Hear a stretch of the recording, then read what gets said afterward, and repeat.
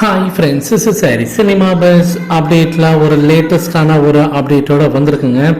2023க்கான அந்த box office வசூல் list பிரகாரம் படி பார்க்கும்போது திரையரங்கெல்லாம் வரிசை கட்டிட்டு அவங்களோட தேட்டரில் எந்த படம் வந்து டாப் லிஸ்ட்டில் இருக்குது அப்படின்ற அந்த லிஸ்ட்டை வெளியிட்டுருக்காங்க.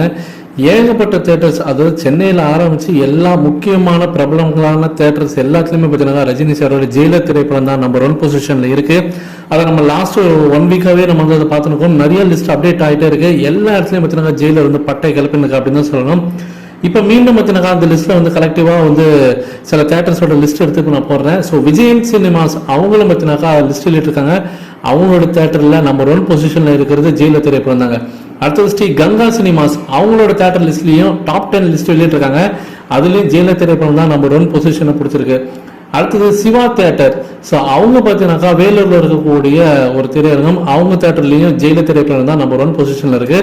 ஸோ நம்ம பார்க்கக்கூடிய விஷயங்கள் இதில் என்ன அப்படின்னு சொல்லிட்டு ஒரு முக்கியமான விஷயம் என்ன அப்படின்னு சொல்லிட்டு பார்த்தீங்கன்னாக்கா, ஏ சென்டரான கோயம்புத்தூர், சென்னை இந்த மாதிரி ஏரியாக்கெல்லாம் ரஜினி சாரோட படம் நம்பர் 1 பொசிஷன் பிடிச்சிருந்து நம்ம பார்த்துருந்தோம்.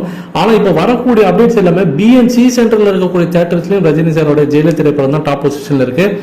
அடுத்து திருநெல்வேலியில் இருக்கக்கூடிய பிஎஸ்எஸ் மல்டிபிளெக்ஸ் அவங்களுடைய லிஸ்ட் வெளியிட்டிருக்காங்க. அதுலேயும் ஜெயிலர் திரைப்படம் தான் நம்பர் 1 பொசிஷனில் இருக்கு.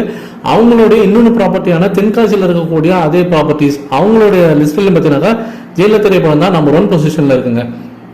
இது இல்லாமல் ஸ்ரீ சக்தி சினிமாஸ் அவங்க பார்த்தினாக்கா அவங்களோட லிஸ்ட் வெளியிட்டிருக்காங்க. அதுலேயும் ஜெயிலர் திரைப்படம் தான் நம்பர் 1 பொசிஷனில் இருக்குது.